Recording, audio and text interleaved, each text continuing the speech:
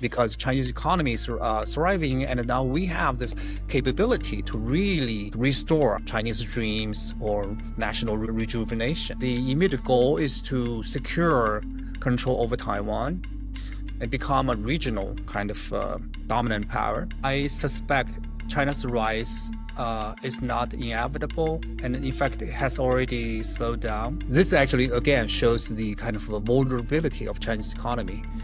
If your economy is heavily dependent on the external market, export, then your domestic consumption is not strong enough to sustain your own growth.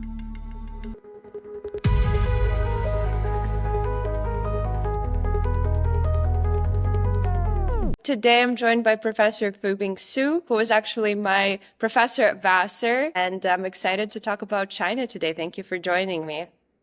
Darren, thank you for having me on. Recently, the relationship between China and the U.S. became so contentious, and I feel like we have a new hegemon sort of trying to rise on the global stage. So I wanted to get your thoughts. What do you think are the goals of the Chinese government in the nearby future and then looking further into like 20, 30, 50 years? Well, that's $1 million question. I wish I know the answer, but here there's a hugely debated question in the kind of academic circle and also in the policy circle. And generally, there are several views. One view basically thinks China is a revisionist power, and for various reasons, once China accumulated more kind of capacity, it will challenge the global dominance led by United States, like a so-called liberal international order. And just recently, she is visiting Russia, and they are joining the celebration of the end of the anti-Nazi kind of a war. Yeah, Xi Jinping today is at the parade in Moscow, and Russia announced them, or like China said, I think that Russia is like confirmed one of their main partners. Yeah, so it looks like China is certainly aligning with Russia to challenge the global dominance of the West, right? So in that sense, that's confirming this kind of a revisionist kind of view. But on the other hand, a lot of scholars, particularly IR scholars, have been studying the behavior of Chinese kind of participation in global institutions. For example, in World Bank, IMF, UN, and its voting record in various organizations. And they conclude China overall has been participating in the liberal international order, and has been actively behaving as a good member of this kind of institution. And the third kind of camp would say, oh, it really depends. It's not just about who China is. There's no inherent revisionist or status quo kind of nature of this nation. It depends on how global hegemon treat this nation. So that's why if U.S.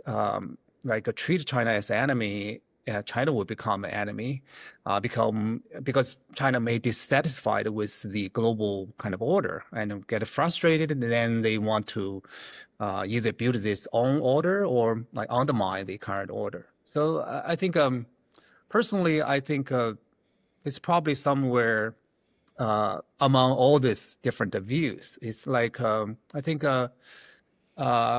in a way, as China expands its kind of interest and operations global wide, it has to defend its interest. Like in the Middle East, access to oil and access to raw materials in Africa, Latin America. Once Chinese businesses are operating in those places, Chinese state has to protect its kind of assets and its kind of economic interest. And this will inevitably lead to some kind of clashes, renegotiations with current kind of powers. So I think I would say if Chinese kind of ambition, some people say, oh, this is a long kind of goal of rejuvenation. I think that's a little bit exaggeration. No country can actually plan for that long. But I do believe, particularly in the last 20 years, China started to build its kind of capacity to really do something. And at least like in the next 30 or 40 years, the immediate goal is to secure control over Taiwan and become a regional kind of dominant power.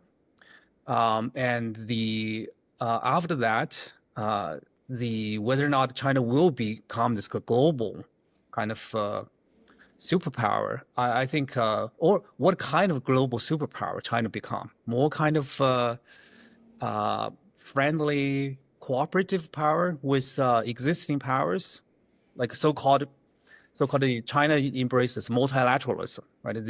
In terms of rhetoric, China says, "Oh, we will become like one of those kind of powers that participate in global businesses, or it will actually become more revisionist and start to challenge global kind of dominance by the United States or the West." I think it really depends on how U.S. treat China in terms of Chinese security, national interest in Taiwan. I think that will be a really important thing to watch out. Yeah.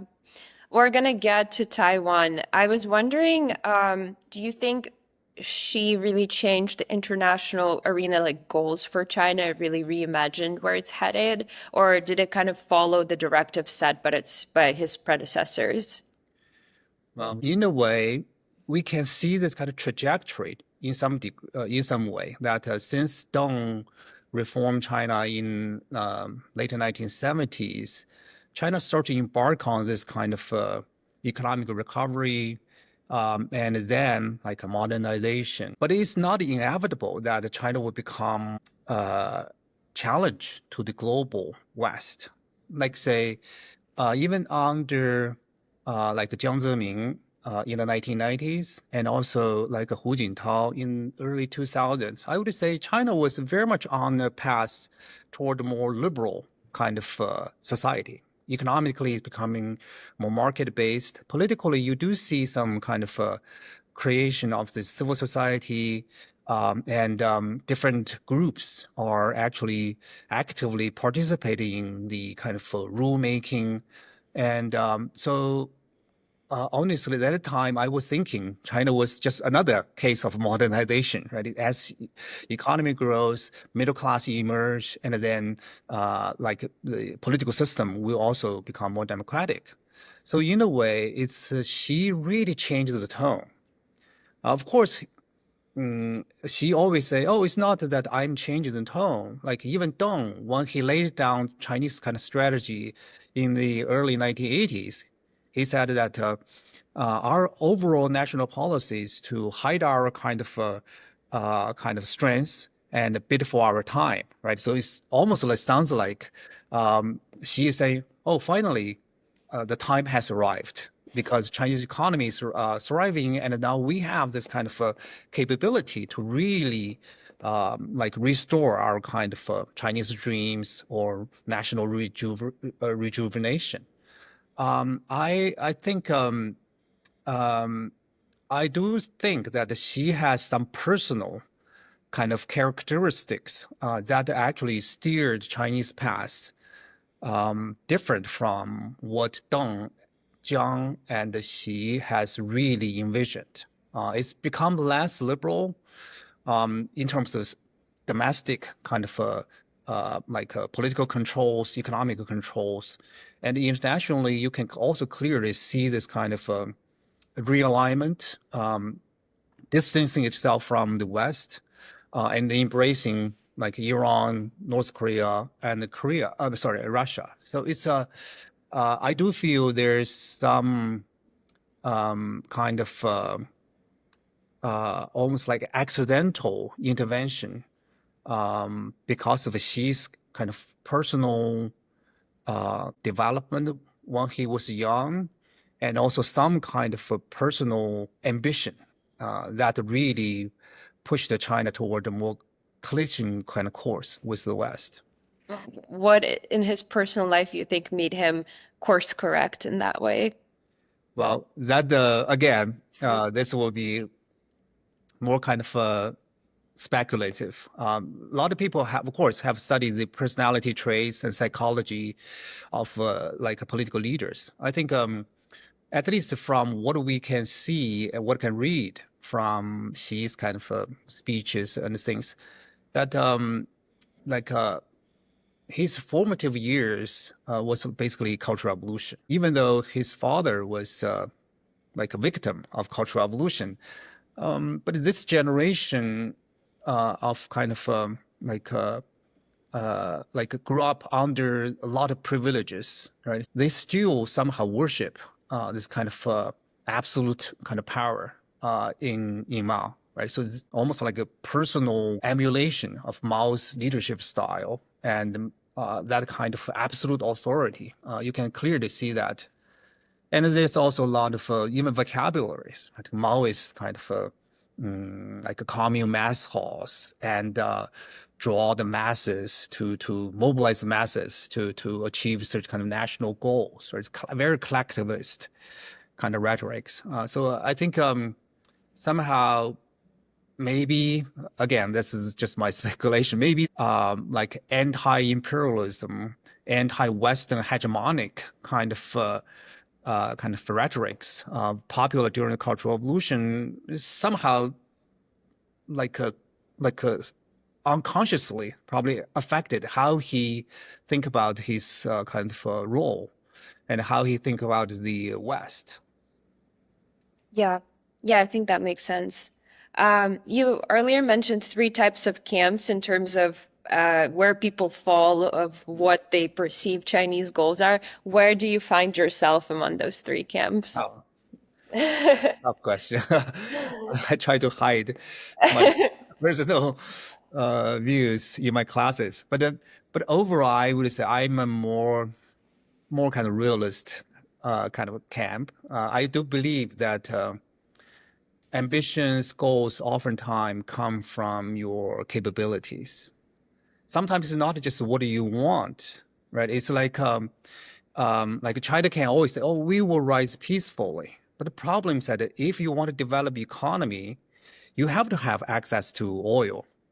You have to have access to raw materials, and those raw materials, of course, are coveted for by many other countries. And so this will inevitably pit China against many other countries, like also South China Sea, like sea route. Right?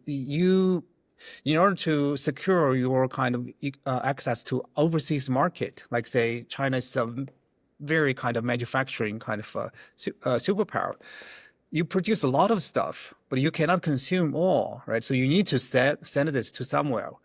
And then your business people, your state-owned enterprises, or a lot of like workers would demand that you need to protect access to overseas market. And so then this will inevitably result in some kind of course, in other people's eyes, oh, you are a revisionist, you are ambitious, you wanted to like dominate, control other countries. But even United States, it's not like say they are just imperialistic by nature. It's just they needed to open a market in other countries for their own. So of course, I'm not making excuses for Hmm. this imperialist. It's like conquest, invasion. Even Japan, of course, like Japan was very much driven by this kind of economic security. But I feel there's a rising concern among Chinese elites and policymakers that economic prosperity and economic security is essential for the survival of this regime, survival for this nation. This rhetoric will actually inevitably lead to some kind of a revisionist, quote unquote. Yeah. So that's just my personal kind of view. Of course, I hope that like U.S. will become more accommodating. Um, But again, If we've seen anything from the recent events. I think it's exactly opposite. Yeah. Um, so that's why. So in that sense, I also agree with the third camp is that how other countries treat China may affect the Chinese path. Sadly, is that the United States is not willing to share power, and is not willing to face its kind of almost like a destiny, right? It's like American foreign policy has always been driven by this kind of American exceptionalism. Mhm. We are unique in human history, and we will never decline. That kind of faith itself uh, is also potential worry for the global system. So it's not fair to say China is a revisionist power to the global system. In fact, the United States is also equally problematic in terms of maintaining a liberal international kind of order. It itself has broken many promises, has undermined the kind of continuity of this kind of rule-based system. Something that I noticed, I think there are economic interests, but I also feel like what bothers China in terms of maybe some type of ideological level thinking is that I feel like China sees United States as a hypocritic country. They don't want like politics to be some around some type of ideology. I feel like they want it to be about like realpolitik, like what can we gain from you, what can you gain from us, Yeah. and be more transactional than more like these like Western countries are all liberal, so they like each other, if that makes sense. Yeah, I think this is particularly true for Trump administration.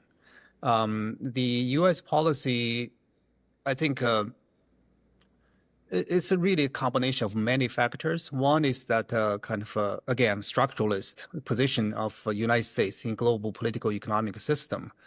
The other is the ideological, ideational. That again, as I mentioned, the American exceptionalism. We are the shining hill, shining city on the hill, and we can liberate like the whole human race and bring liberal values. And they're also like a personalities. Sometimes individual leaders can have a lot of influence. And the my only hope is that Trump is only exception to this long-term tradition in American foreign policy, because particularly under Trump, the even U.S. allies have lost faith in this kind of a rule-based system, and that can be a really, really kind of troublesome for the United States, and potentially, if even if the United States say, yeah, China is our long-term kind of a rival, uh, all these policies will simply push U.S. allies towards China, not actually strengthening U.S. position in the kind of global competition. So that's why I think whatever kind of goal U.S. or Trump has, its current policy is not helping U.S. position in its competition with China. When I think about like American position, I feel like a lot of the thinking is in terms of like what we analyze, what China would potentially want on the international arena. Potentially, they would want to be that one sort of hegemon and dominate sort of the world order, do their own like world order building. And United States is like once it gets even stronger, there's nothing we're going to be able to do. We're already almost kind of late. So sort of better safe than sorry. We have to really sort of start, I don't know, negatively affecting Chinese economy as much as we can, because if we don't do it right now, then we're just going to be sort of at mercy of what the Chinese leadership is going to want. In a way, that's possible. It's certainly possible. That's a very hardcore offensive realist kind of thinking. The world is like it's a jungle. We live in a jungle, and either you dominate me or I dominate you, right? I think that's a little bit dangerous because no one, I would say, no one can handle everything in the world, and we need each other to of course to manage the even from realist perspective, like United States is probably the most powerful hegemon in world history. Yet even United States has its limit, right? You cannot manage multiple kind of conflicts around the globe. That's why like U.S. has been withdrawing its kind of support from Ukraine because it prioritizes kind of competition with China. So that's why just imagine China will not be able to handle everything. So it also needs partnership and also needs some kind of collaboration in various regional affairs.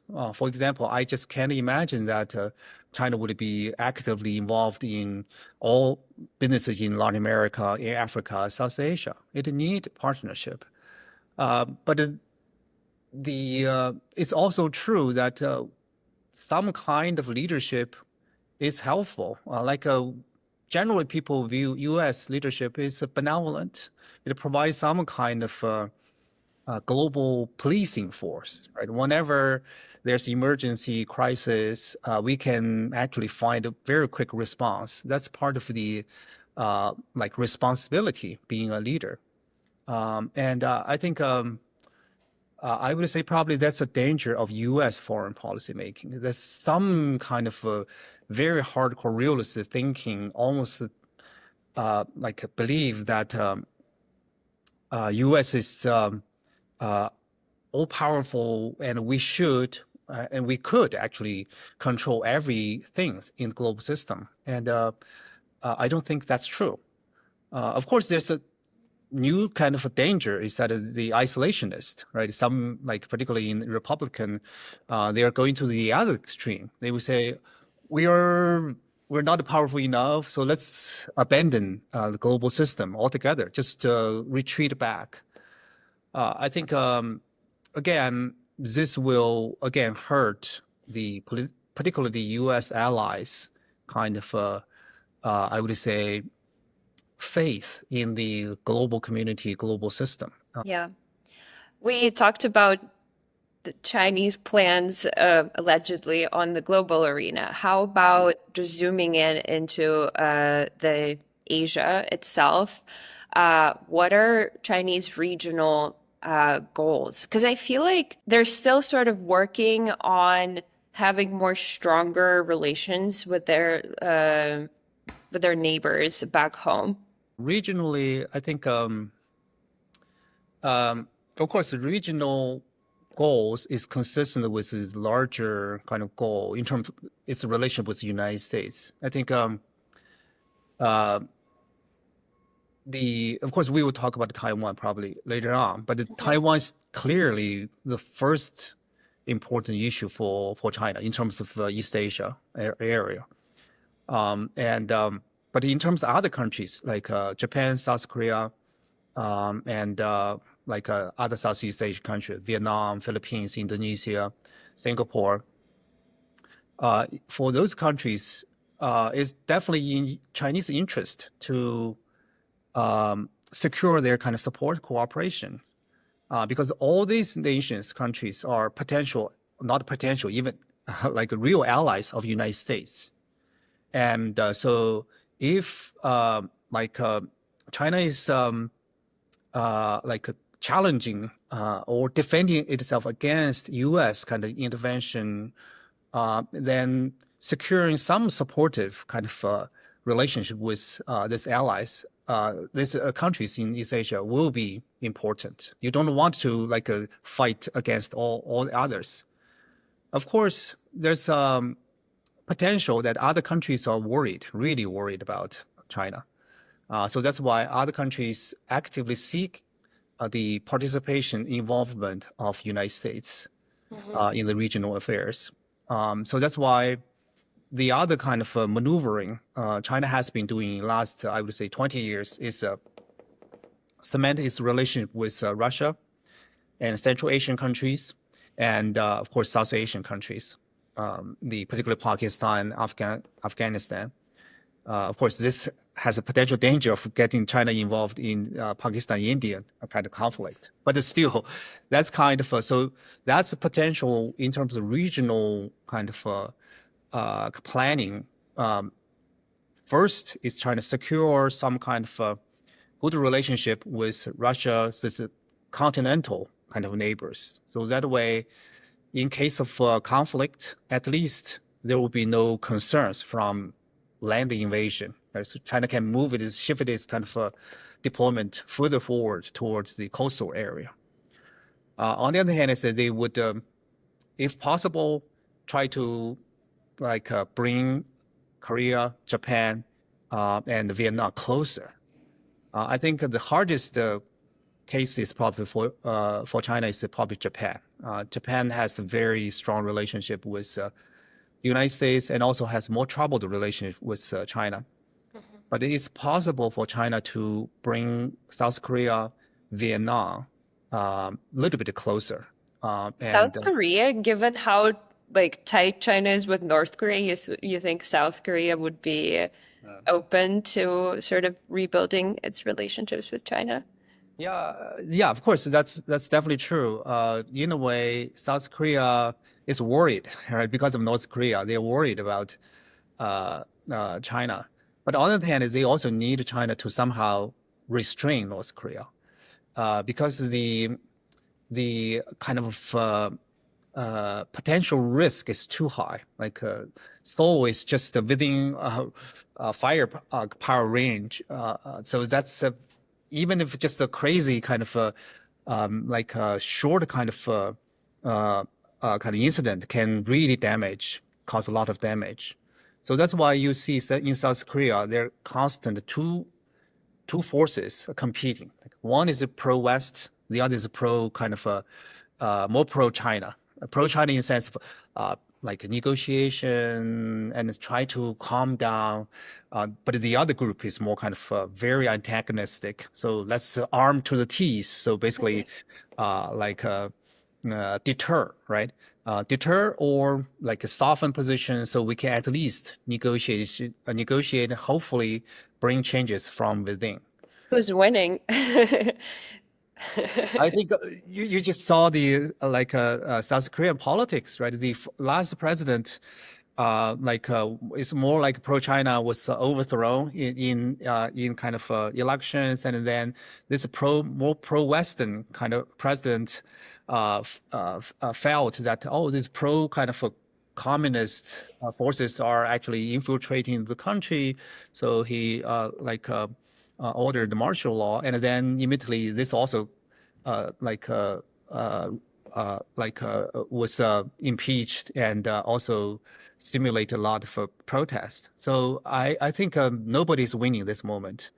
And of course, that's generally the case in international politics. Usually the politicians are winning. General publics are actually losers or victims of this kind of the kind of juggling, strategic maneuvering in this process. How about India? I feel like there is a very complicated relationship there. Yeah, that's a good point. In fact, it's also timely because of the Indian-Pakistan conflict, and of course we know that India and China has a lot of, I would say, territorial disputes along the kind of boundary, and also has a lot of, I would say, vying for dominance influence in South Asian area, particularly through the Pakistan. And of course, there are geopolitical issues. There are also real economic kind of concerns.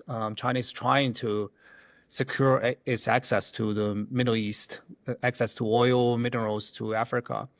So the Indian Ocean is an important kind of a path for Chinese kind of economic security. So that's why the potential competition between China and India is complicated, economic, geopolitical, and there's also historical.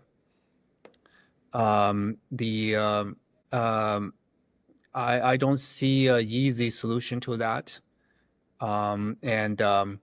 In fact, even in the long run, there will be, if you are talking about Chinese rise challenging the U.S. dominance, And it's very clear next 30 years will be Indians' rise, challenging the kind of Chinese kind of rise, right? So it's both are very proud countries, sometimes stubborn, stupid, I would say, but that's how this kind of uh, like ancient proud countries may actually run into collision courses. Yeah.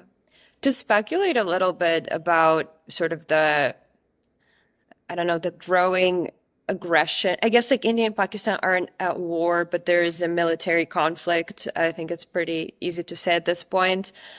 I feel like historically, looking at China, they provide rather minimal support to any type of military conflict outside of their territories. Judging from the past, the most we could possibly expect is China would provide some sort of military equipment to Pakistan, but still probably on quite of a minimal level. I don't think China will send troops to Pakistan to support, but it's already like you probably heard that like a dogfight in the air, and like 6 Indian jets were shot down, and they claim it's uh, the supported by Chinese J-10 fighter jets. And so it's not just the Air Force. Pakistan's army also is supplied and trained by Chinese kind of military, like tanks, anti-military kind of missile system. And so it's you can definitely expect more kind of military like support, not direct involvement. But even that is, I would say, provocative enough, right, for India. And um, just imagine like 20 years from now, once the Indians start to acquire more military kind of capacity, this can be more kind of complicated, right? If not out of control. But then, again, having said that, I would like moderate a little bit. Is that because all these countries are nuclear powers, right? So I think there will be some kind of restraints on all parties to not get things out of control.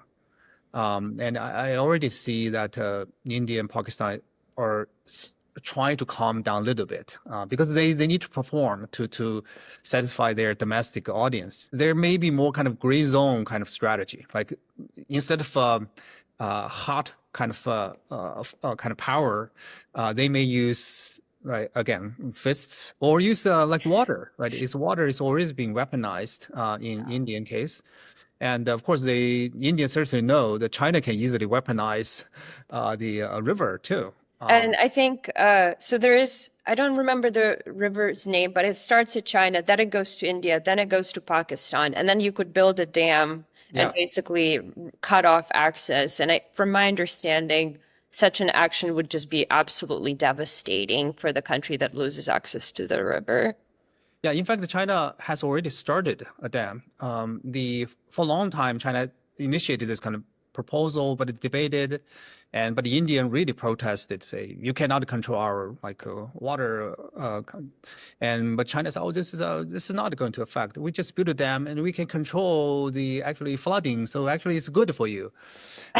But that's clearly the like when China built its Three Gorges Dam, and many people, even Chinese engineers, warned that don't build such gigantic dam because it can be like become a military target, and right. So that's on the other side of the story. But the Chinese and other leaders argue, oh, actually, this can be good for economic development, generate a lot of power, can also control flooding. And so, interestingly, China is using a similar kind of argument to persuade India. So don't worry, with this kind of dam, we will be able to manage a flow of water to actually benefit all the kind of people living in the downstream.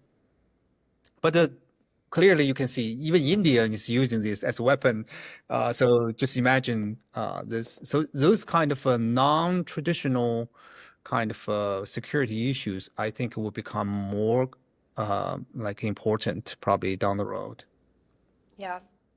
Well, just wanted to briefly touch on the last country, that being Japan. The only last conflict I'm aware of between like China and Japan was in the times of World War II. Japan was invading China and taking parts of its territory.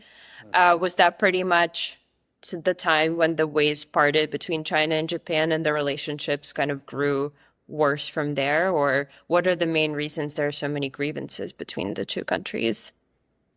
Well, yeah, that's another important question, particularly for understanding Chinese kind of, I would say, mentality toward the global system. Because that World War II atrocity really, really, I would say, deeply embedded into Chinese kind of memory, particularly with the kind of CCP's kind of education. And the Interestingly, after immediately after the World War II, China actually had, I would say, pretty good relationship with Japan. The reason is actually, again, during the Cold War, China needed some allies, particularly from the West, to soften its relationship with the United States. And Japan has actually played, I would say, reasonably good role, try to bridge the gap and then sometimes communicate kind of messages. And the in the 19 after China normalized the relationship with the United States, Japan immediately jumped on the boat and started to pour a lot of development assistance to China, try to warm up a relationship with China. And in return, China also reciprocated with I would say normalized the relationship, allowed many Japanese companies to invest in China. And so that was a brief kind of honeymoon period, particularly in the 1980s, 1990s. But I have to say, since 2000, and particularly in recent years, Japan has become another kind of, I would say, national kind of enemy. So you will see this kind of Chinese propaganda, educational system start to depict Japan as a kind of another fascist country, still don't give up their kind of dreams and don't reflect on their kind of past atrocities. What I would say, triggered that propaganda? Why did they switch like that? yeah, I would say still this consistent with this kind of general, I would say, souring relationship with the West. And the So this actually gets back to the I would say three main sources for Chinese kind of party legitimacy, right? One, I would say one is just the simple coercive capacity. You can build up a police state and arrest people who have any kind of different views. Second is, I would say, rewarding system. So basically, Communist Party promise that if you follow us, we will give you economic development, rising like a living standard, performance based, right? The third is really this kind of persuasion, right? I need to somehow give people some kind of ideas that we are doing great things. Under Communist Party, we are able to do, for example, national revival. So nationalism has become another kind of, I would say, pillar of the Communist Party legitimacy. So that's why I would say the shift can probably reflect the decline of economic performance as the economy is slowing down. Because we know that in 2000s, early 2000s, or like even in 1980s, 1990s, Chinese GDP growth is probably 8% a year. And in 2000s, it's about 10%, right, for a few years. But after 2008, because of global financial crisis, Chinese economy started to decline. Then the Communist Party needed to somehow like still continue to justify its legitimacy. So why you should support me, even though I'm not actually raising living standard as I promised you, right? So that's why I think this shift is somewhat steered by the kind of necessity of the ruling elites to justify why we are like the right party to lead this country, right? So that's why some enemy will become useful, and so the Japan will become this kind of target. Having said that, I have to also mention there's also some changes in Japan, particularly Japan. After the bubble burst, Japanese economy also fell into recession for like 2 decades. Those last decade actually contributed to the rise of right-wing politics in Japan. So you will see more and more, like again, Japanese politicians do the same thing, right? If I cannot deliver economic benefits, I would just drum up this kind of nationalism. Say, it's like Abe or like a lot of conservative politicians will basically say, we will return to the past glory, right? So remember our like past, and even though for a long, long time, Japanese society criticize this kind of past. And this new conservative basically say, oh, that's unfair to criticize our ancestors for like doing those. Yes, some atrocities are bad, but they are trying to defend Asia against the Western imperialism. So in that sense, that's admirable. So, and also they basically say Japan should again restore its own rightful place in the global system. We cannot be a puppet of the United States, right? So very strong kind of nationalists also created this kind of I would say reason for China to be suspicious. So why did you do that, right? Why can't you just sincerely apologize for the past atrocities? So I would say it's really a combination of domestic needs for some enemy and external kind of rise, I would say, of conservatism, right-wing politicians in Japan that made really soured Sino-Japanese kind of relationship. Hmm. Do you think just like an average Chinese person, if they were to pick like another country they like the least, would it be United States? Would it be Japan? Who would it be, you think? Uh, Good question. I think there are indeed some kind of public opinion surveys on this kind of issue. If I remember well, I think uh, probably early on, before the Trump tariff war, Japan would be number one, like disliked, disfavored country. But now I suspect United States will take honor uh, under this kind of new scenario.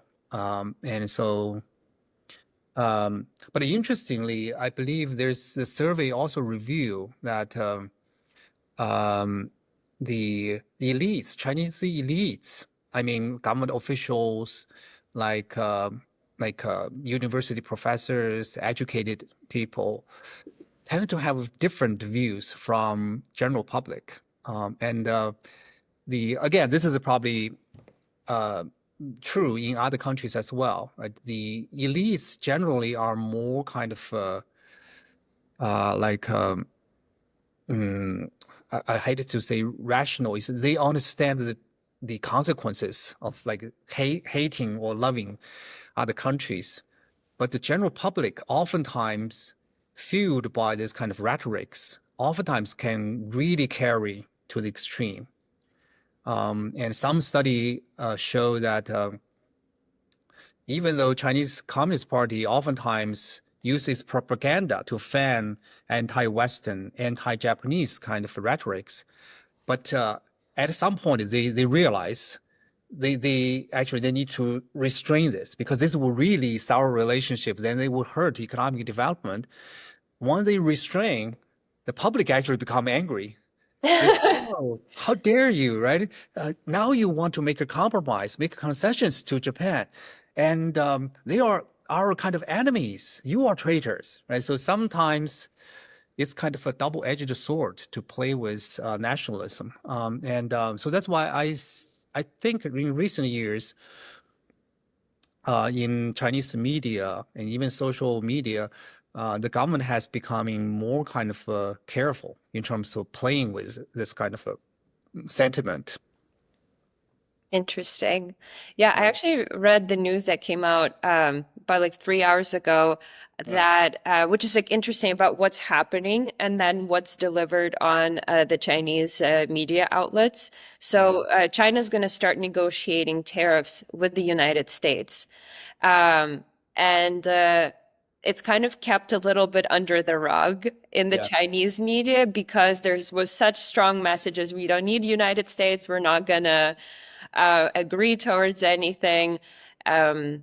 Which is also interesting. They kind of also fueled, I think Chinese media posted a video where a Chinese fighter jet took out an American fighter jet in one of the previous wars, like couple of like I don't remember, like a while ago. But it's interesting that they once again so rose these nationalistic spirits, but Yeah. now they're going to have to back down a little bit.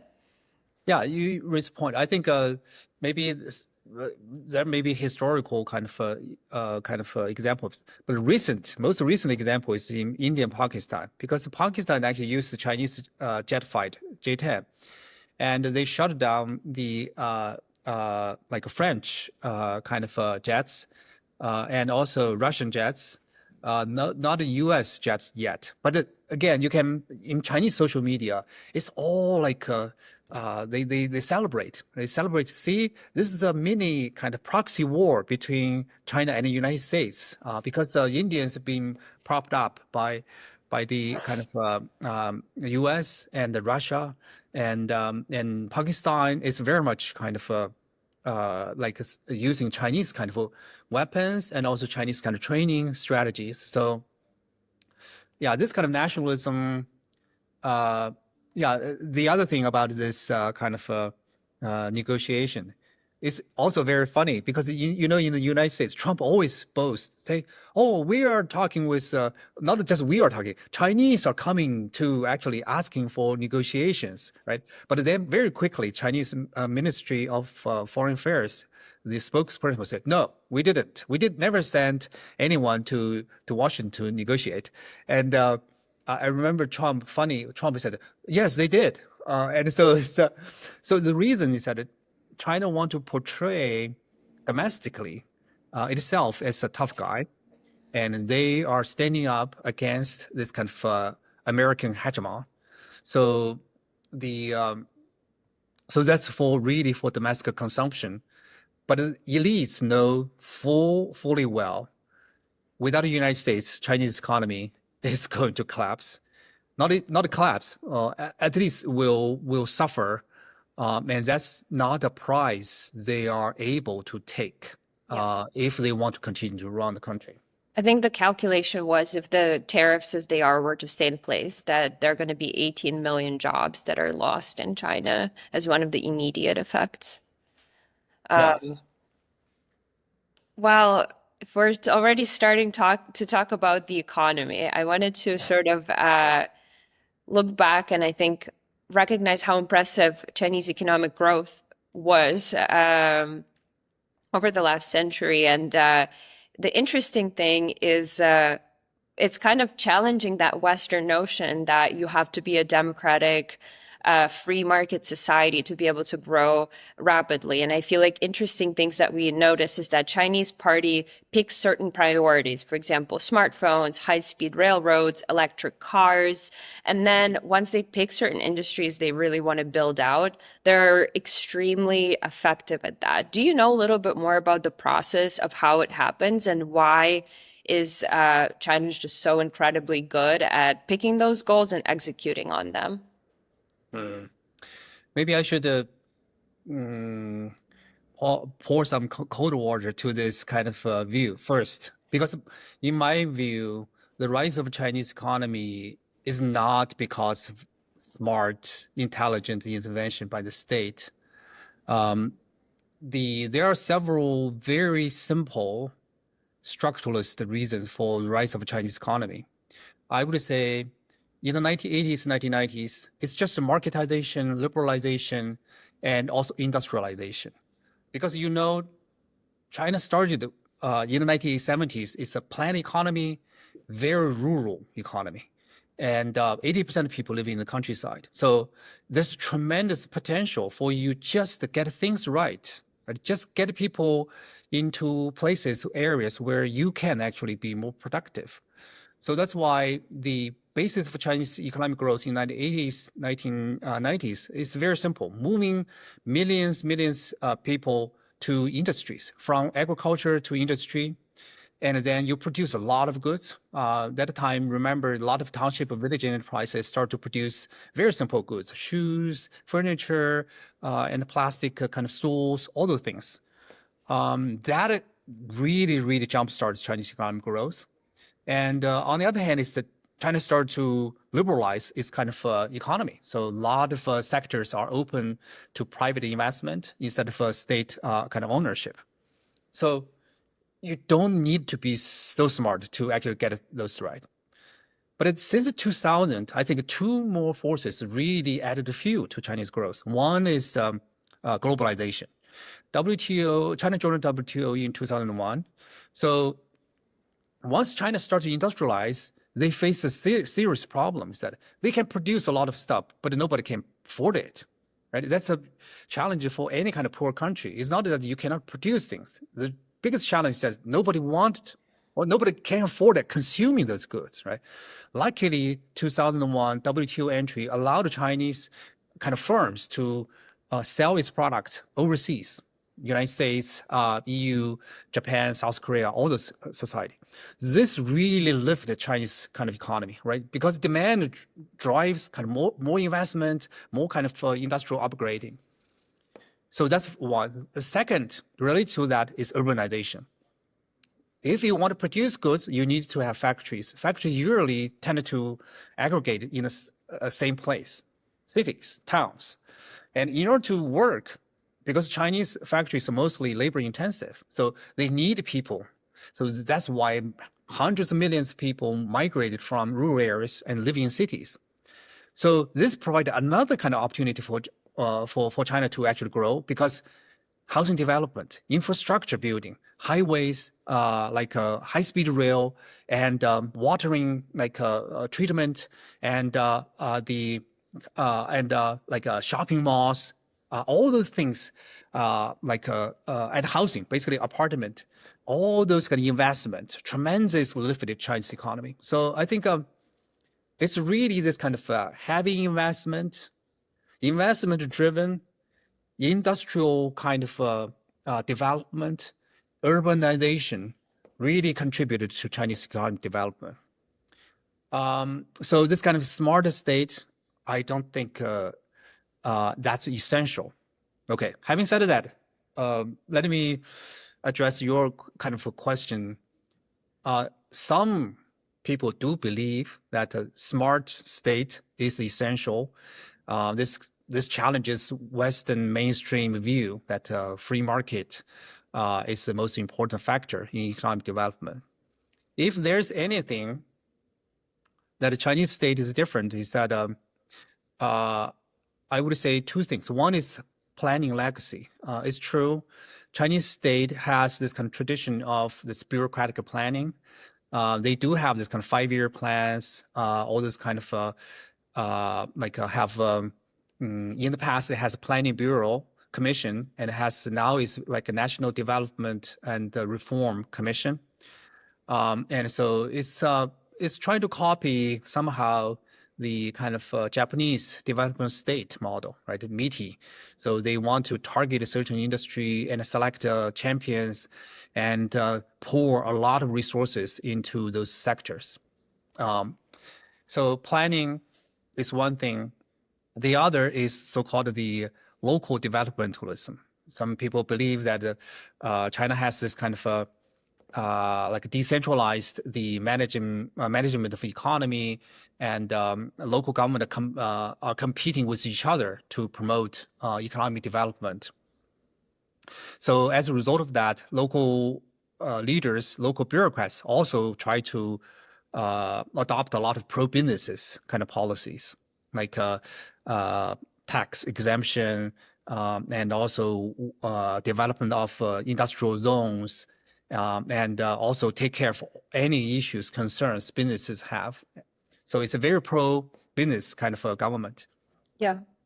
In my understanding, I think like main differences is that um, in China, let's say they see how successful iPhones are in terms of United States just taking over the entire global market. So they're like, okay, we need our like Chinese phone manufacturing. We're gonna give like a lot of money and a lot of resources for that to happen. And then they see, for example, high-speed rail, that's really good. So in the United States, you have a lot of laws that, excuse me, this Mr. John lives here. You cannot build a rail here. I feel like in China, you'd be like, excuse me, we're building a rail here. You have to relocate your house and we're going to continue with the construction. And that, of course, has its issues, but I think it also made China sort of a lot more effective and purpose driven in terms of what Yeah. they develop. I agree. I agree. Actually, I was probably overemphasizing this kind of market forces. The state, I think, the state ability to focus, right? Focus, say, economic growth first, other things a second. So this kind of almost singular focus on economic development is definitely one strength of the Chinese kind of regime. This is particularly true given your kind of first comments that if you're a follower of technological development, that's relatively easy, right? It's like uh, you just copy what other countries have done, and you can do it better because other countries have all those kind of challenges, and you can just pour all resources. The mobilization capacity is the regime's biggest advantage. Once they aim for something, they can pour a lot of resources into it. But the the kind of problem with this approach is that once you move up the kind of industrial kind of chain, you're becoming the like a frontier runner. Then will this kind of regime advantage will become actually a liability because there's no direction for you to follow. So you concentrate all your kind of resources, purposes uh, on something, but you may pick a wrong kind of goals because if you don't listen to the businesses, how do you have this kind of knowledge to know what is the potential like a development for the future, right? Do you This is believe exactly, in China being able to become an inventor versus sort of the copier, let's say? yeah. This is actually, let's say AI, right? This is currently hottest kind of issue. I think the many people say, oh, see, China is also catching up very quickly. They have a lot of resources, invest a lot into AI kind of startups. Um, my issue is that first is that because of state control regulations, oftentimes Chinese AI models are not trained with the most available information in the world, right? Because there's a lot of censorship. So you cannot train your models to say she is a dictator or the Chinese Communist Party is authoritarian, right? So once you limit this kind of range of issues, topics can be studied, then your technology may be handicapped, right? That's one thing. The second thing is that a lot of technology may not be like like again, the issue with any kind of new technology innovation is that we almost can never predict where this kind of breakthrough come from.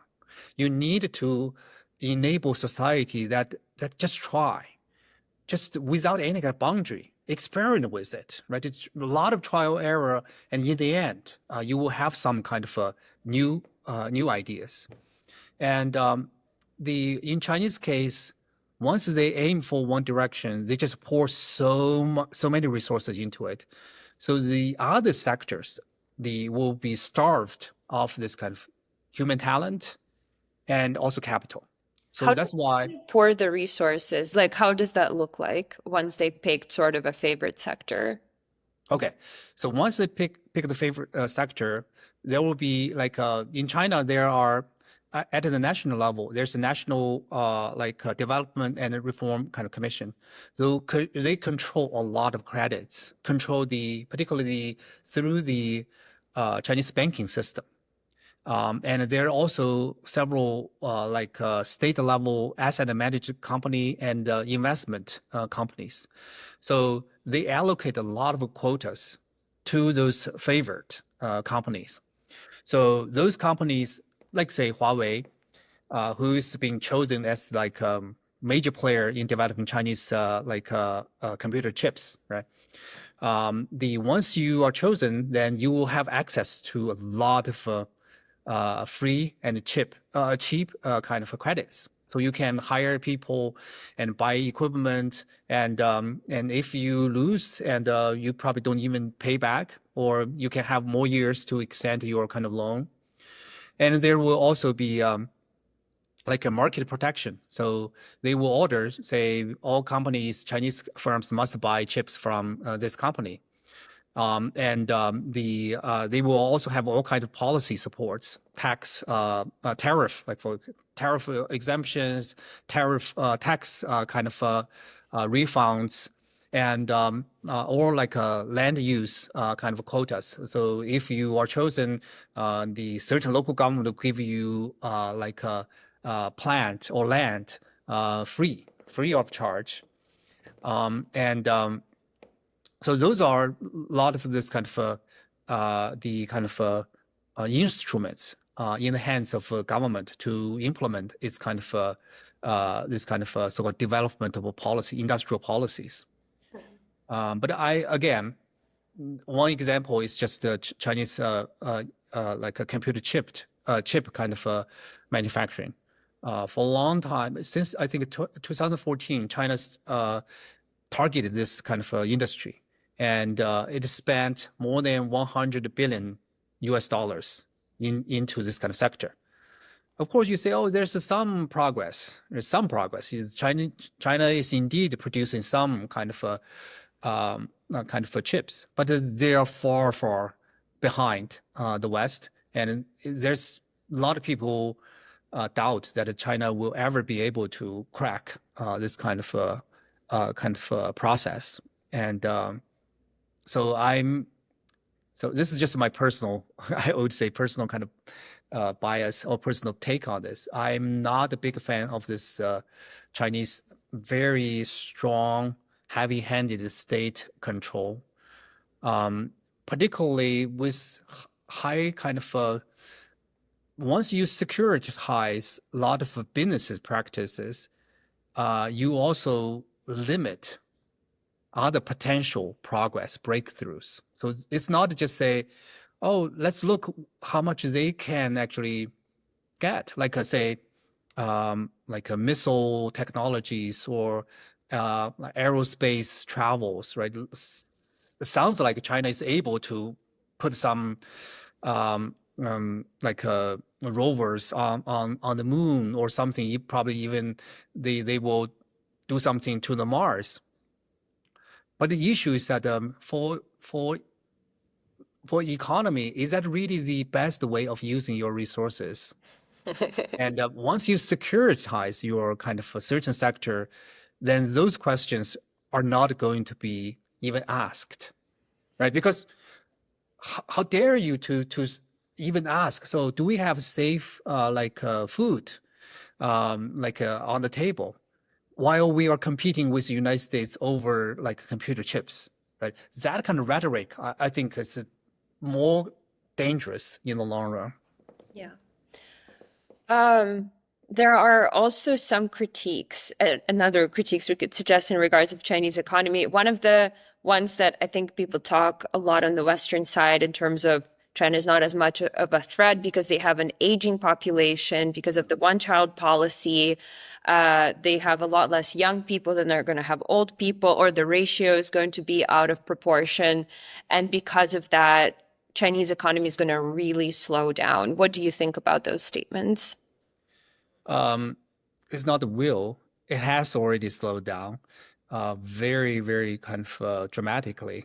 You like say Chinese official report shows that it's the growth is of like 5.4 or some, but reality is that probably like 2% or 3%, or even negative growth is happening recently.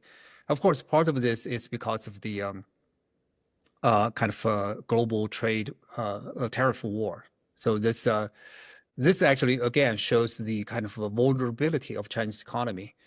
If your economy is heavily dependent on the kind of external market, export, then your domestic consumption is not strong enough to sustain your own growth. Then you're vulnerable in global kind of negotiations. It's not. I'm not surprised that they will reach out to the United States and negotiate, right? Because Chinese, like even among the young people, like college level age kind of kids, the unemployment rate is about 16%, even according to official statistics. Right? Wow. That's scary. And of course, this is even more scary is that yeah, with aging population, these young people need to support a lot of retired people. Right? If even young people even cannot like afford feeding themselves, how can they generate enough surplus to feed the older people? So that's why it's a kind of I honestly don't understand the kind of reasoning among the Chinese top leaders. These are just even though I cannot feed myself, I'm still going to stand up against the challenge in the West just because of the global hegemony or anything. I want to return to our past glory. It's dumb. I just I don't know, other than ego, how to explain this kind of policy making process. The Chinese growth, as I said, is that basically three pillars of growth. One is investment, right? A huge investment into infrastructure, high-speed rail, all those things. Second is export. Export is about like 20 or 30% of Chinese kind of GDP. And the third is domestic consumption. Worldwide, like for mature economies, domestic consumption is about 70% of its economy. And in Chinese case, for a long time, it's like 40%. Now it's about like 50 some percentage. And that's too weak. That basically shows that people are just not rich enough to actually afford some kind of better lifestyle. Yeah. And if you're not autonomous, right? You're not autonomous to have this kind of kind of she actually likes to talk about this circulation, right? He said, oh, in the past, we rely on two or double circulation. One is domestic circulation, the other is international circulation. But for the future, we will aim for focusing on internal domestic circulation. But I don't see any policy that is actually moving Chinese economy toward that direction. Under his watch, all the kind of emerging kind of sectors, industries were basically dismantled and were actually attacked. And now he's even sabotaged this kind of Chinese external circulation. So I don't think there's a real kind of engine that will power Chinese economy forward. Yeah, because the infrastructure is already overbuilt, right? China is building bridges on top of mountains, so it's that kind of housing market is also like declining. Many Chinese are having multiple apartments, and they have no use for it. Particularly with aging population, more and more kind of older people will pass on their houses to their kind of children, right? So there's an oversupply of houses. So in that sense, demographically, Chinese economy is not promising.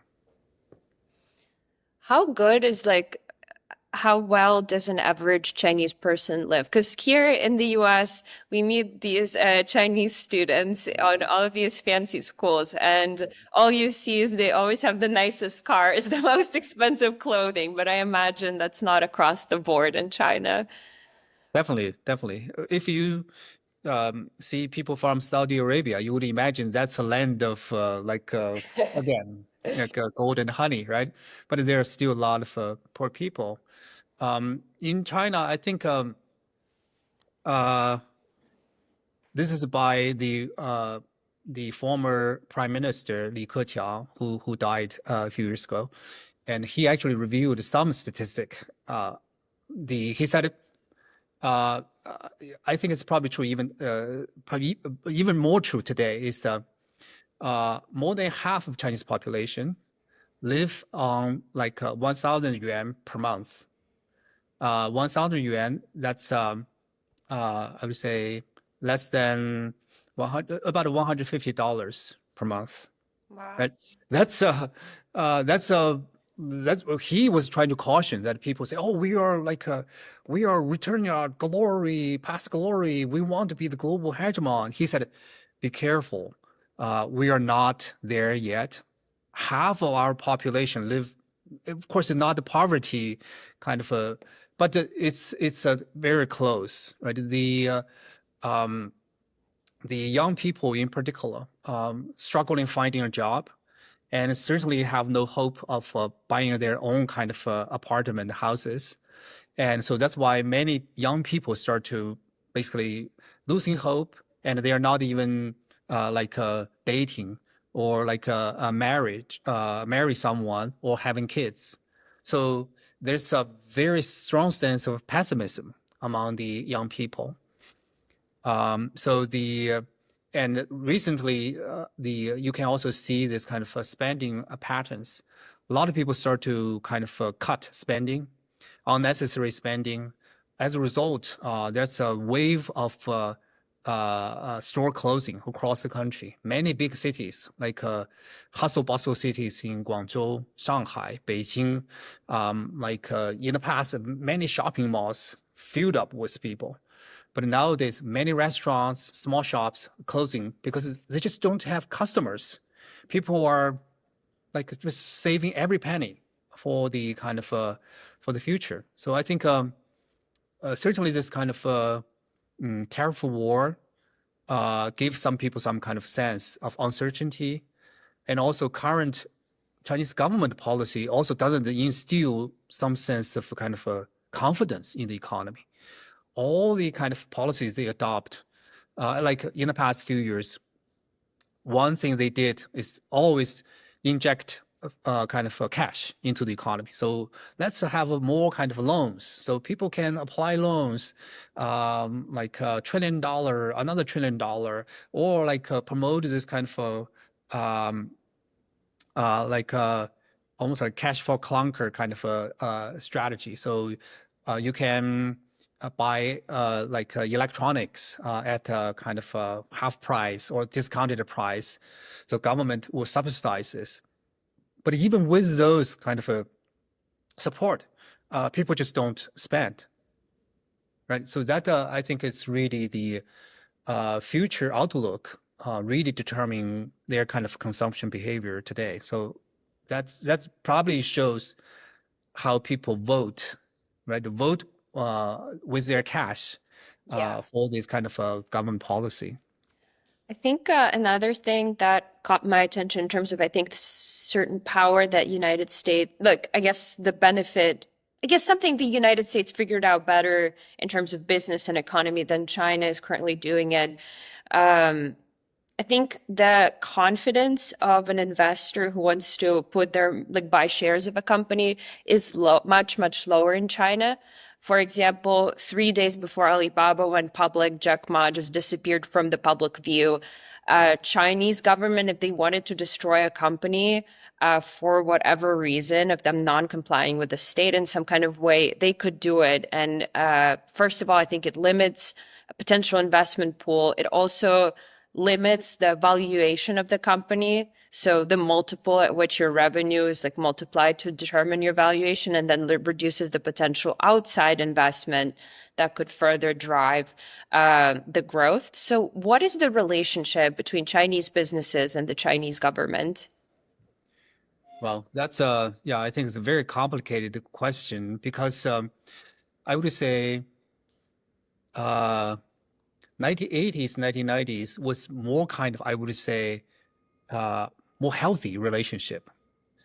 Government is trying to support businesses, but I think I would say, uh, particularly after Xi took power in 2012, there's a very decisive shift in terms of the power relationship.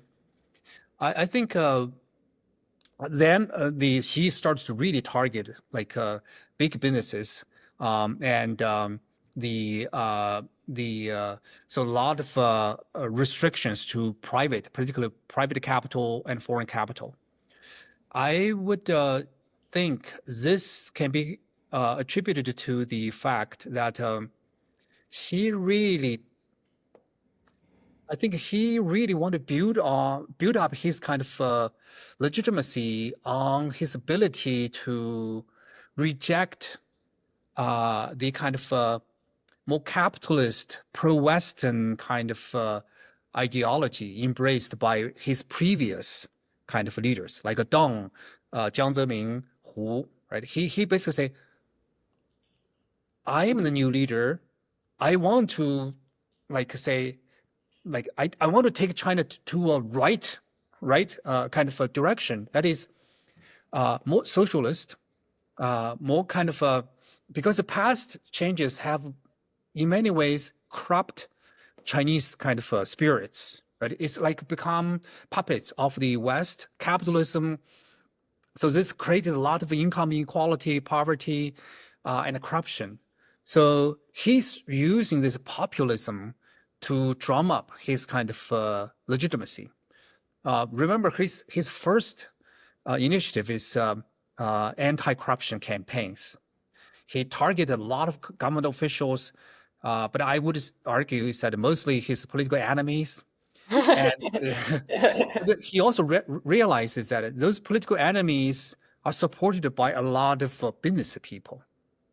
And so that's why he needed to target those business people as well. And many business people are in these high-tech sectors and sectors like globalized in the world economy. So that's why he targeted not just government officials, but also businesses like Jack Ma, right? He's bringing a lot of international capital into the Chinese kind of economy. And so they also has this kind of potential to influence Chinese politics. So in a sense, he wanted to limit the kind of a range of access to the foreign by the foreign capital to Chinese kind of economy. But doing so, He doesn't want foreign investment in his country.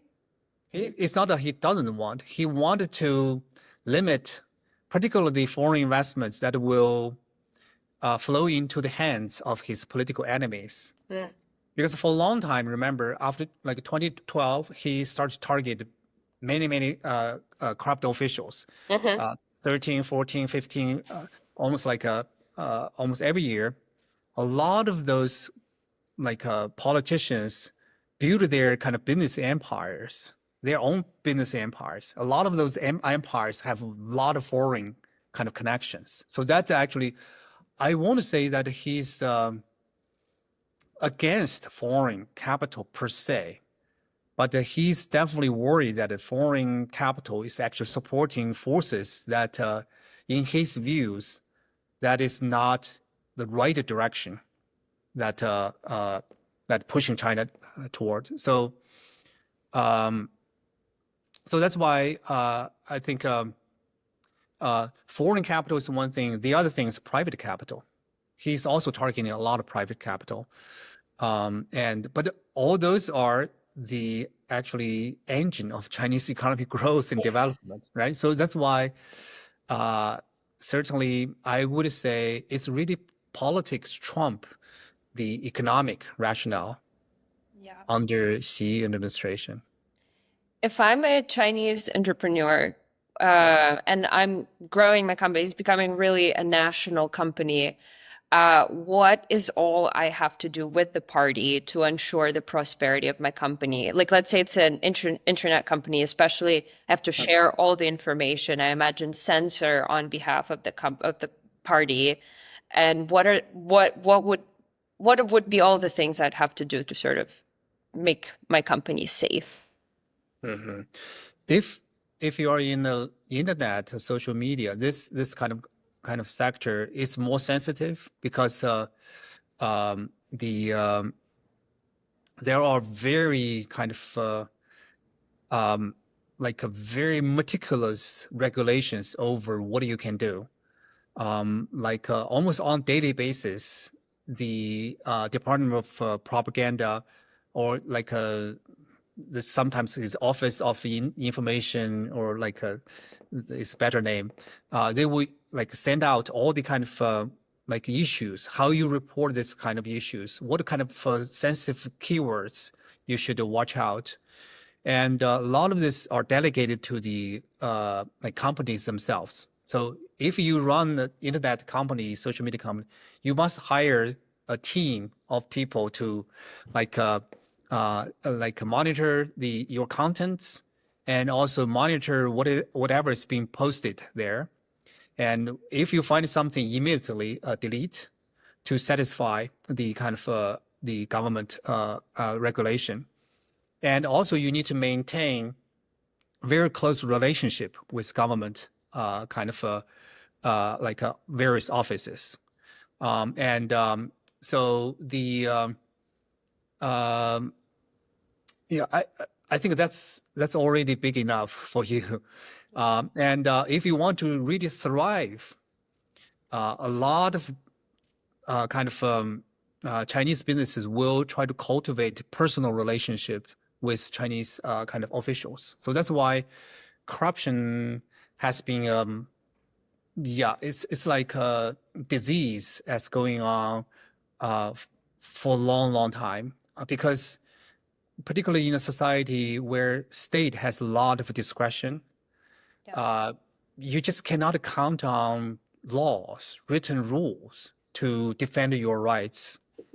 You have to cultivate personal relationship. So whenever there's a issue, you can use this kind of informal kind of ties to secure, protect your kind of rights.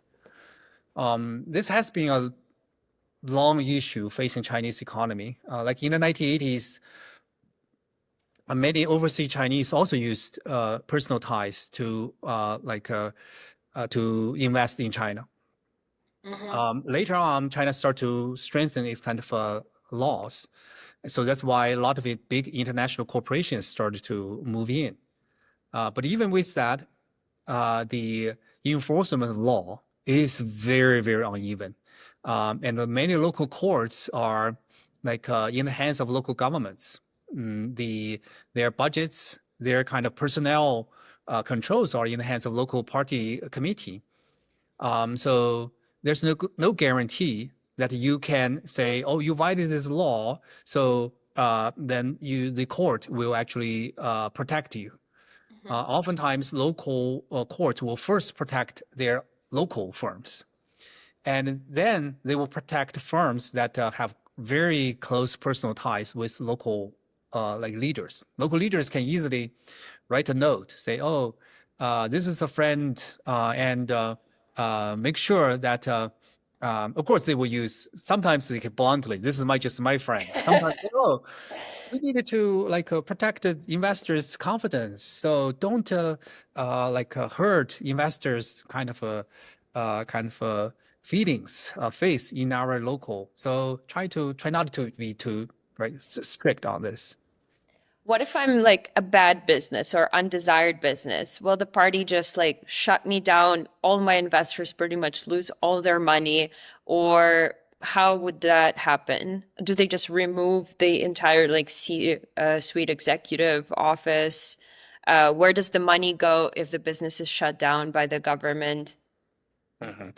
It depends on what do you mean bad businesses? You mean just occasionally let a few like information out, or like produce a fentanyl or other things?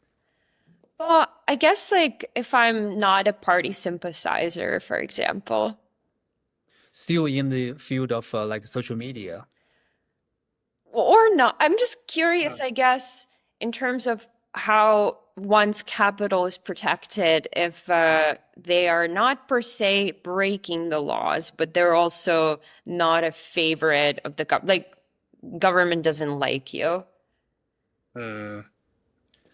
Uh, if let's say, so this is again goes back to some so-called developmentalism, is that many Chinese local government have this kind of industrial policy. They prioritize certain sectors and also um discourage certain sectors. For example, recently many local governments prioritize AI, electric vehicle, and the battery and solar panels. They wanted to phase out like paper making mills, and like a coking, like a coking kind of like a steel mills, all the things, right? Polluting sectors. Yeah.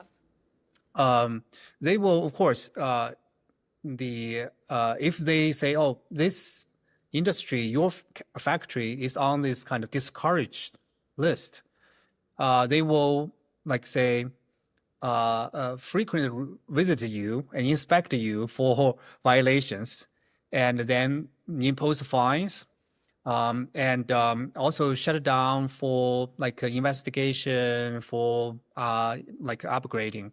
So we'll harass you until you realize you're not welcome, and I have to pack up and move, right? And of course, there are always local governments welcome those polluting bad factories. Like some very poor places, they will say, "Oh, please come here, even though you're polluting, but at least you can bring some jobs and bring some taxes, right?" So in a way, Chinese local governments or governments in general have a lot of kind of tools to harass you and make you bankrupt. And the uh, uh, but on the other hand is that if they want to protect you, there are always ways to extend the life of the businesses. For example, solar panel. For a while, the China has over invested in solar panel production. A lot of like small cities, counties set up their kind of solar panel factories, but they cannot make profit. But they are colossal in local kind of economy.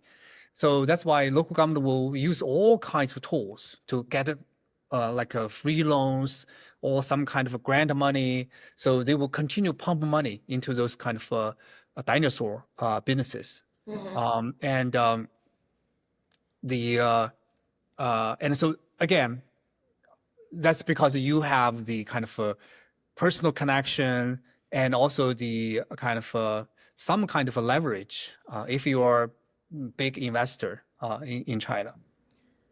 Got it. But for example, if I'm going back to the example, I have a social media company, and let's say I just continuously let all the like anti-government or even like somewhat debating opinions slip through, and I'm just not cooperating with the government. I'm Mm. just curious, what do you think would happen? Well, that's then you won't exist even for one extra day because I see. Okay. it's immediately it's once you let something slip, immediately the kind of either the lot of people will report you.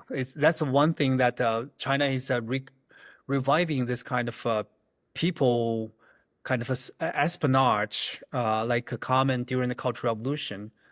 Whenever there's some kind of message is violating or quote unquote violating the government regulation, you will be reported to again, the Central Office of Information. and they will immediately shut you down. That's because China has full control over the kind of like infrastructure of the internet. It's not like they will talk to you. They can just switch you off, and then you will have no access to the kind of internet. Yeah. And there are many, many examples of this. Like a few years back, one Chinese app is allowing people to like post some messages. Some, of course, government says, "Oh, it's like pornography. It's pornography." But actually, what worries about them is that some people actually use this app to coordinate. They actually say, "Oh, let's all go out to like this kind of nursery home, and let's talk to people there and help out our community." So this app has been used, right, for some kind of almost like and not like anti-government. They're just trying to assert their own voice, right? That become unacceptable. Then they immediately shut down this app and it asks the company to investigate and rectify your kind of practices. And immediately this app is off limit only after systematic kind of basically they have to go through the investigation and apologize and say this is how we are going to change. Then they are allowed to return. So it's yeah, you should never underestimate this Chinese government ability to actually censor, particularly the internet. But even on the regular businesses, they have many, particularly the financial means, cut you off from the financial kind of a system, and cut you off from the kind of the quality control and environmental inspection. There are many tools for them to just make you pay. Well, one last thing I have, one last question I have about the business. I think one of the things that help Chinese businesses become so successful that actually sort of challenges a bit of what you said earlier, that China was a good participant in the international order, is all the corporate espionage and the theft of technology from the Western countries. How does it all operate? How does China recruit its sort of spies, if you know a little bit about that? Well, I don't know. I don't have friends, but I have read a few like reports. There are quite a few well-known reports.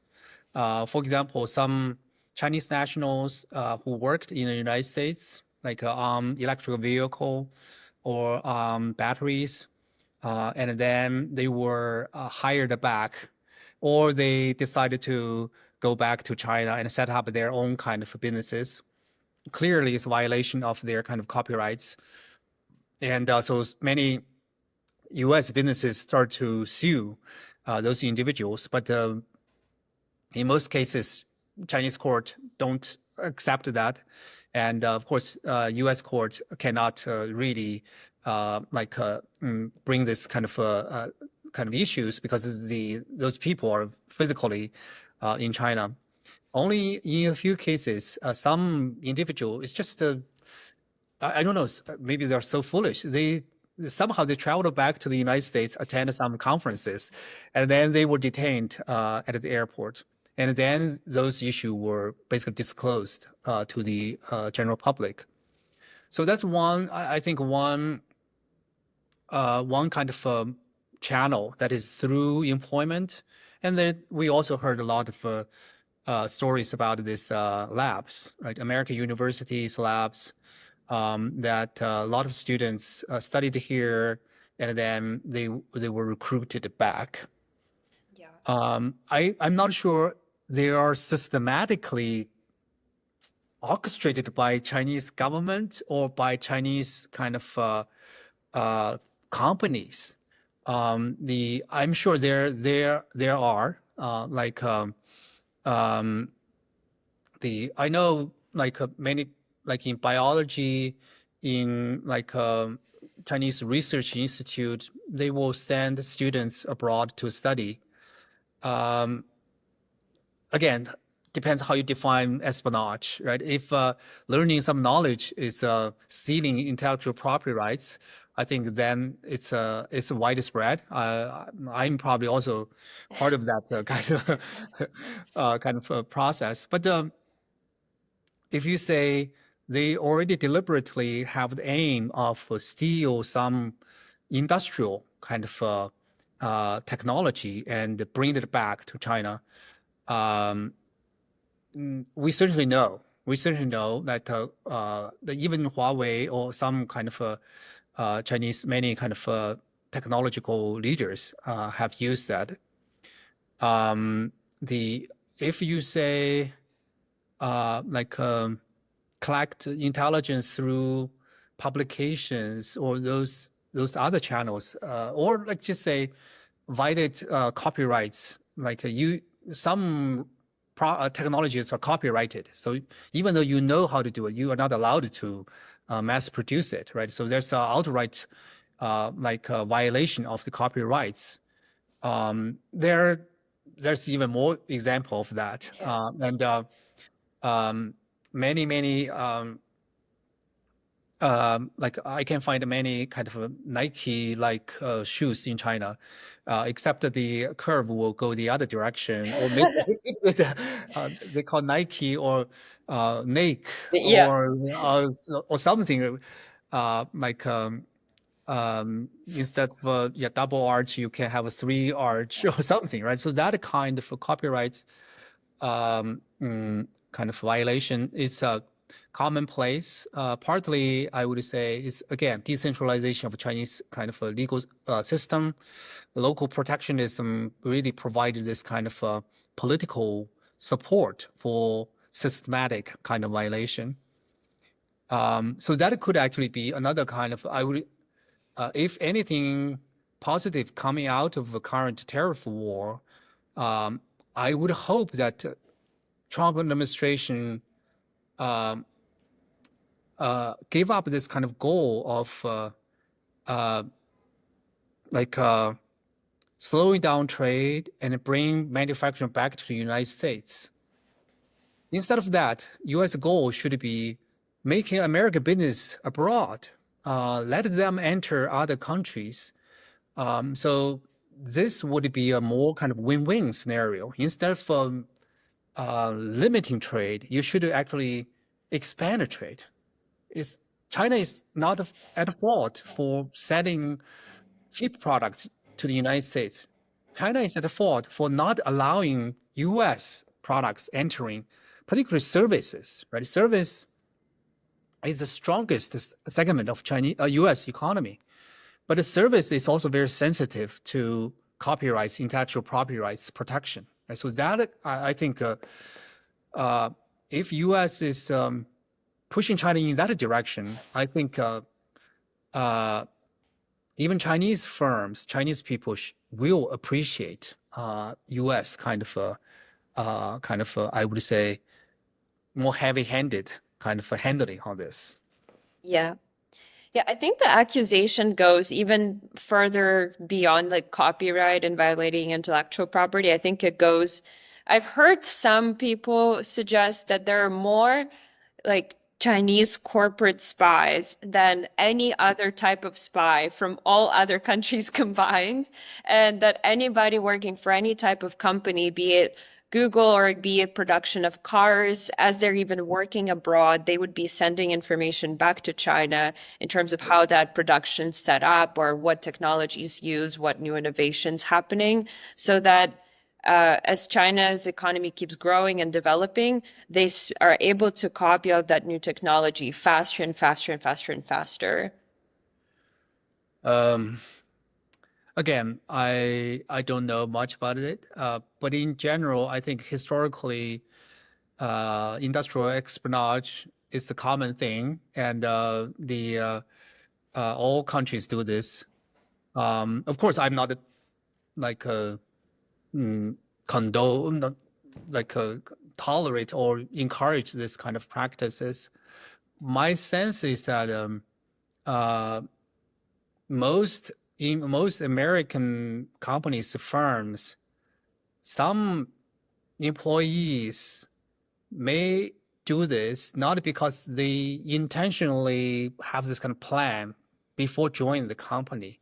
Many chances it's like they are lured by some kind of offers, and so it's really self-motivated kind of interest, basically, uh, uh, like. Lure them to sell their kind of technology to some Chinese firms, right? Of course, sometimes people will just leave the company and like join the Chinese company altogether. Sometimes they just sell some information to Chinese companies. I I I have no confidence to say these are all state orchestrated. I would think a lot of them is just purely based on this kind of just the self-interest. I just want to make a few extra bucks, like monies, or I want to have a more chances of develop my career. So I will pack up and then move back to China. And Chinese certainly legal environment enabled this kind of, I would say, self-interested kind of, I would say, espionage or stealing. Because there's danger of if you portray like this is systematic state-sponsored espionage, that could actually trigger very strong kind of anti-China and this security. If you securitize this too much, you create this kind of scare. And we already see this, like U.S. passed a lot of laws to limit Chinese nationals studying in some very high-tech sectors on the basis of national security concerns. My concern is that particularly technological progress, technology innovations oftentimes requires cross-country collaborations.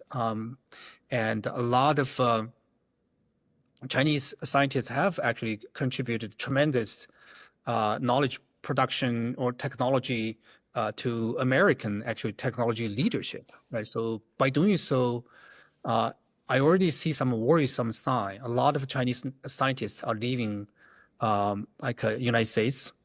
In fact, according to a BBC survey, about 70% of STEM students are considering leaving the United States in the next few years.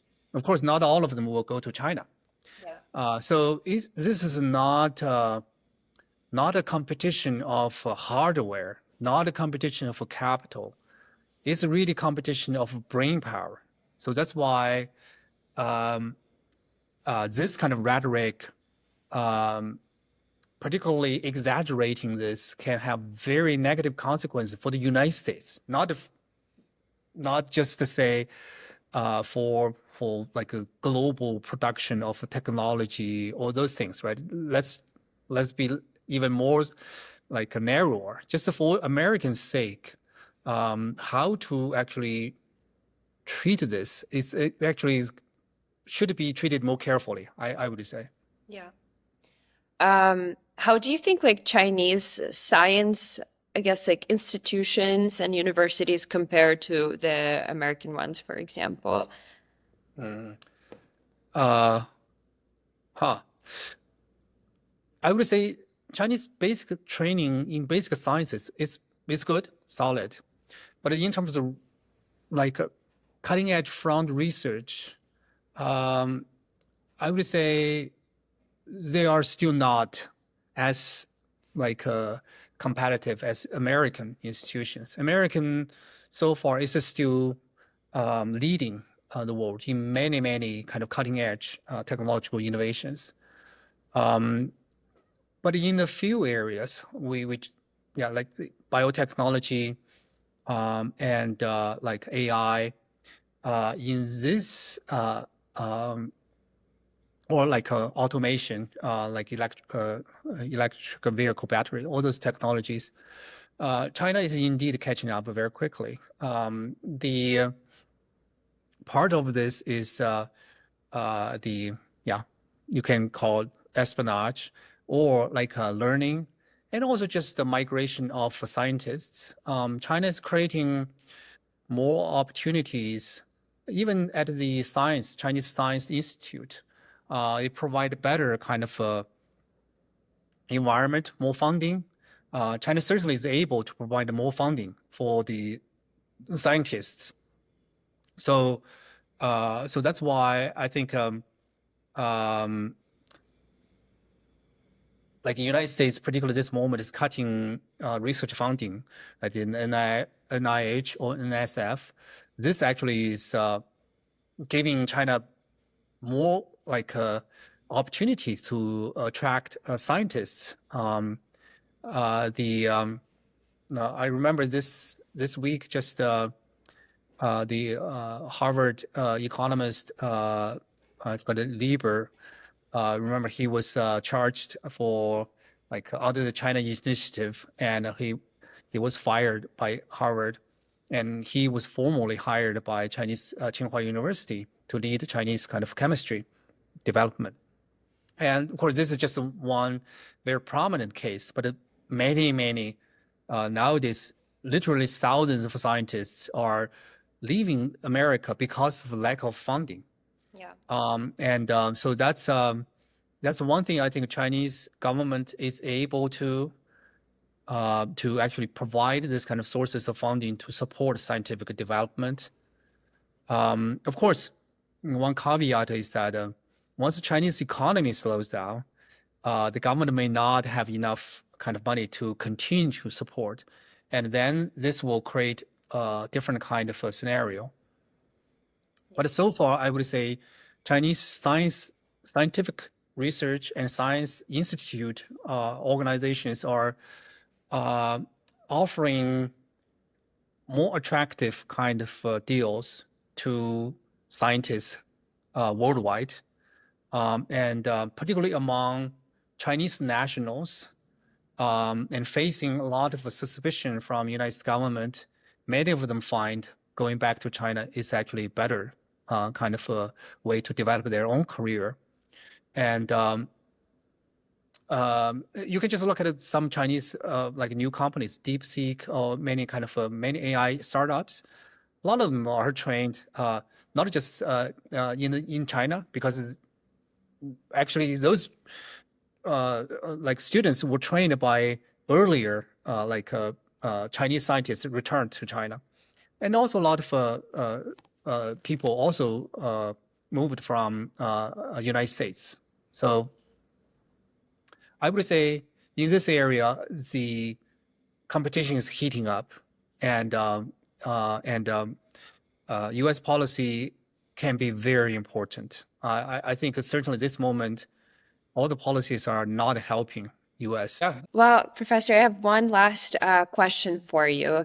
If you think sort of China is successful in accomplishing its goals going forward for the next, let's say, 25 years, how do you think the world that China is going to build like for themselves, what it's going to look like in the future? If we spoke about sort of their potential goals in Latin America and in their home territory and throughout the world, what do you think in the ideal world of where the China is headed? What the results of that gonna look like? Of course, there's a caveat to that kind of future is that I suspect China's rise is not inevitable, and in fact, it has already slowed down. But let's say China will continue to rise even at a slow pace.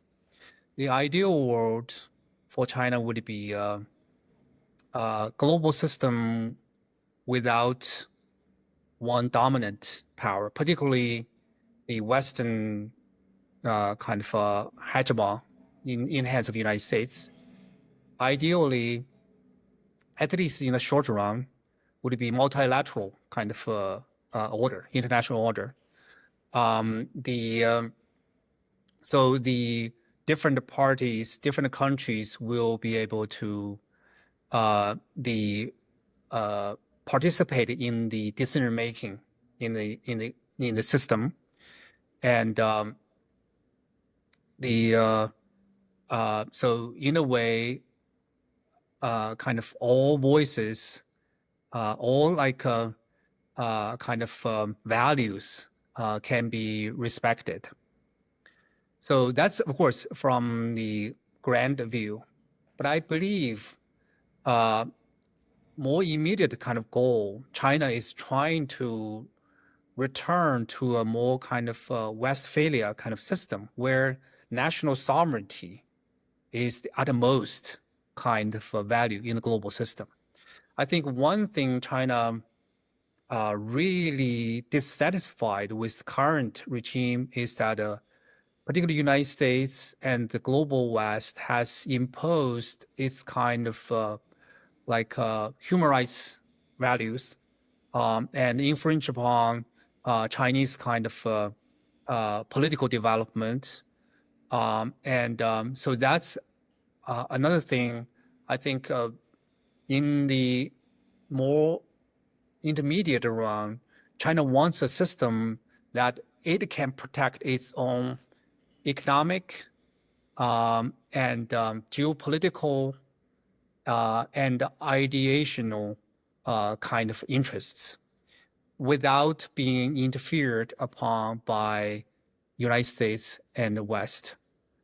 And so so-called the multilateralism is only code word to resist U.S. Hegemony and to restore Chinese kind of full sovereignty over its domestic issues. Yeah. Would you have a book recommendation for especially the American audience that wants to learn more about everything we discussed today? So let me think. It's almost like almost the opposite to what I want to say. What I use are all just too academic. I don't know if people will appreciate that. So there is a one more popular kind of book, but I actually disagree with his view. He argues that China has like century-long ambition to recover its kind of position. It's very, very powerful, but I'm not sure. I can probably recommend one book, but ask people to read critically. I just don't agree with, yeah, 100-year marathon. Anyway, I would just mention this, and you can decide whether or how you want to use it. So yeah, 100-year marathon.